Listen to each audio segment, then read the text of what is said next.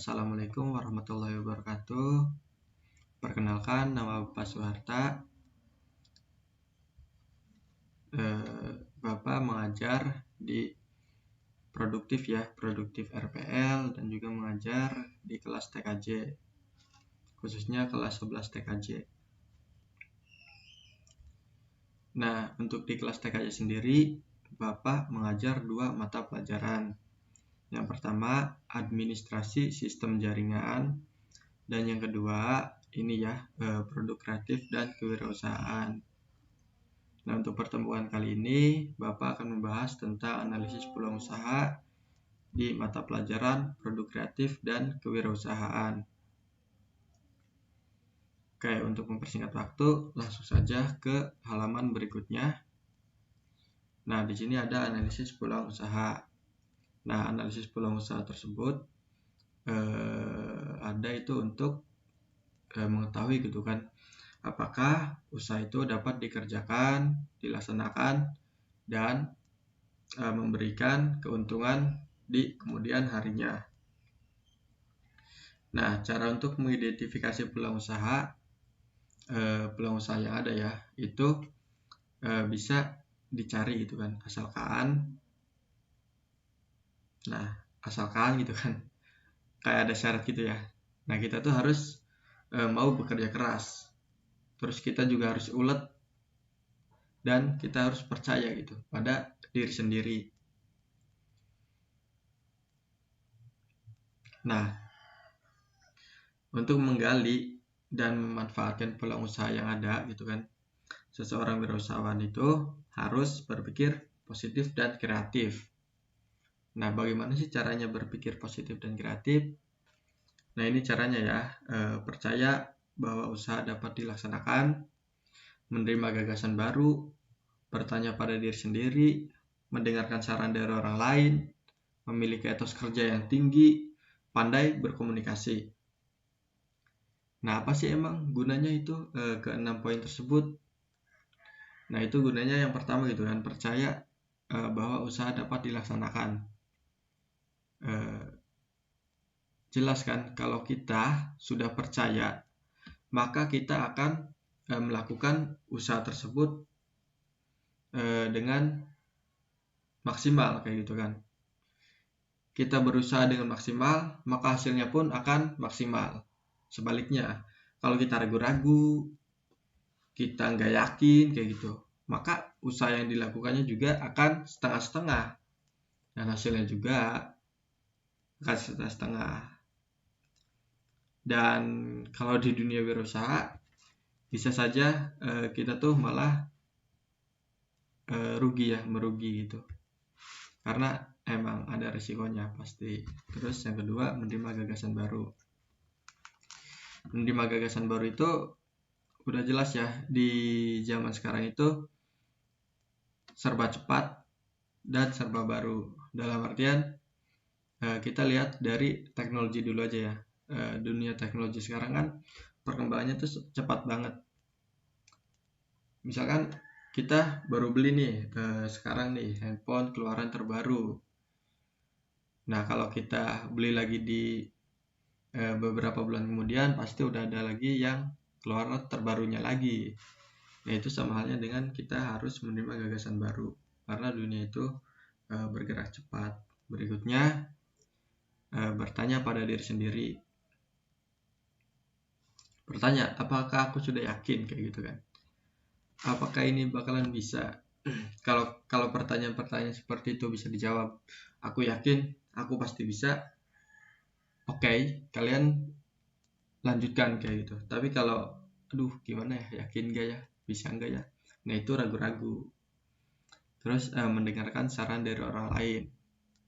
Nah, dengan kita mendengarkan saran dari orang lain, masukan dari orang lain, maka kita juga bisa berpikir lebih objektif gitu kan.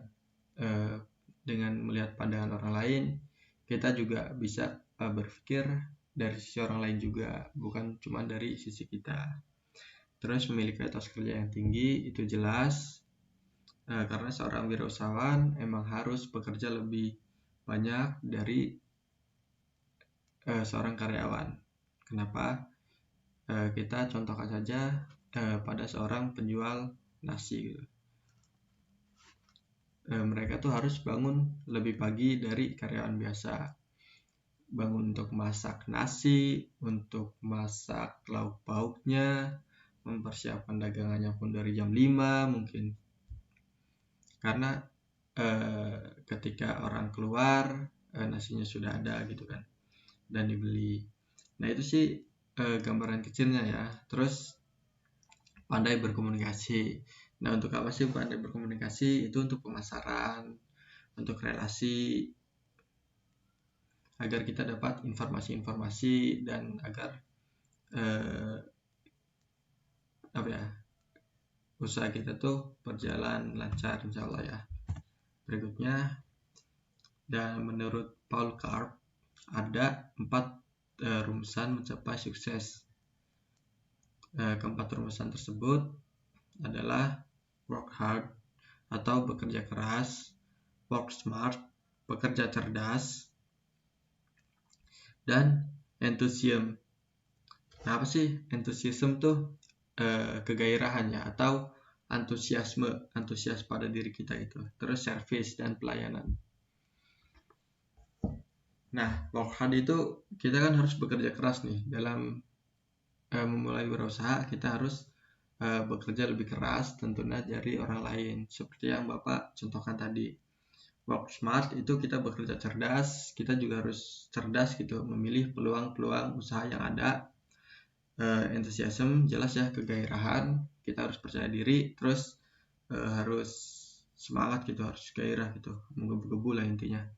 Terus pelayanan, nah jelaskan kalau pelayanan kita baik, maka pelanggan kita tuh akan balik lagi, bisa jadi malah membawa pelanggan lain karena direkomendasikan gitu kan, pelayanannya baik. Dan berikutnya, nah, seorang wirausaha itu harus memiliki pengetahuan dan keterampilan yang cukup gitu untuk mengarahkan dirinya dalam memperoleh peluang dan menyusun konsep usaha, merencanakan produk pasar, mengembangkan diri, serta dibekali dengan teknik-teknik usaha tertentu. Dan tentunya banyak ya bisnis yang bisa dikelola.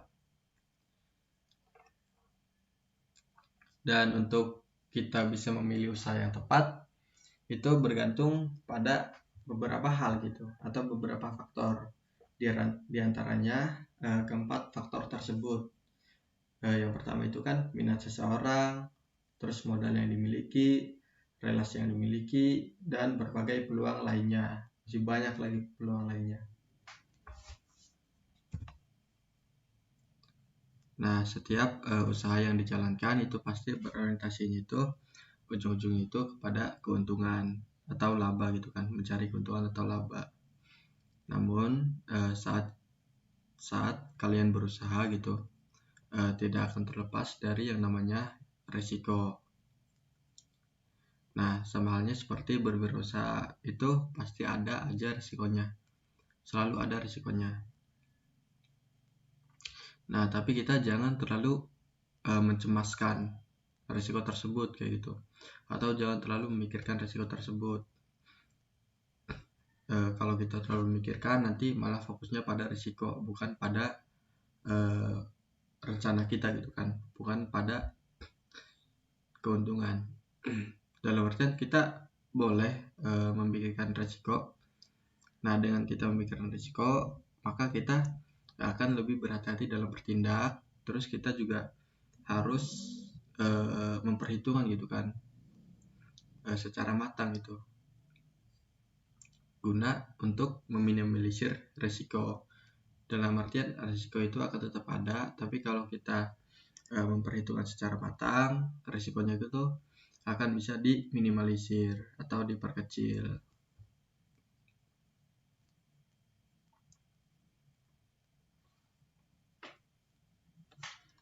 Nah, berikutnya ya, di halaman berikutnya. Nah, setelah seorang wirausahawan mewujudkan ide dan peluang usaha, seperti tadi kan ada gambaran-gambarannya, sebaiknya dimulai dari usaha-usaha yang kecil-kecilan dulu, jangan langsung ke yang besar. Nah, untuk apa sih kita melakukan usaha yang kecil-kecilan dulu? Selain untuk memperkecil risiko, kita juga untuk mempelajari suatu usaha tersebut, dalam artian dari hal yang kecil dulu. Karena kalau misalkan kita usahanya langsung besar gitu kan, otomatis kita tuh akan kewalahan karena belum terbiasa. Nah, kalau dari hal yang kecil kita terbiasa kan, kayak gitu sih. Nah, di dalam dunia bisnis pun ada ungkapan seperti ini ya, dengan pengorbanan yang sekecil-kecilnya dan untuk mendapatkan hasil yang sebesar-besarnya. Nah, dalam artian kita tuh modalnya kecil-kecilan dulu, tapi dalam jangka waktu yang panjang, kayak gitu kan. Ya oke lah, kalau modal besar langsung dapat mungkin lebih besar kayak itu, tapi resikonya pun besar. Nah, kalau kita dengan yang kecil-kecilan dulu, selain kita terbiasa meminimalisir resiko, modalnya pun kecil kan, itu emang nggak mudah sih dilakukan gitu. Tapi kalau kita mau konsisten kayak itu bisa dilakukan. Dan poin yang sebelum-sebelumnya kalian harus ingat ya. Nah, cukup sekian ya materi dari Bapak, dan di sini ada kegiatan 1.1 atau tugas untuk kalian. Nah, yang pertama itu catatlah informasi yang diperoleh dari artikel di atas. Nah, di atas kan nggak ada artikel tuh. Artikelnya nanti Bapak kirim ke kalian, ke kelas kalian gitu kan. Yang kedua, lakukan analisis tentang cara menciptakan lapangan pekerjaan. Berikutnya, dari analisis di atas, dari analisis kalian, buatlah kesimpulan tentang cara menciptakan lapangan pekerjaan. Oke, sekian ya dari Bapak. Terima kasih atas perhatiannya. Wassalamualaikum warahmatullahi wabarakatuh.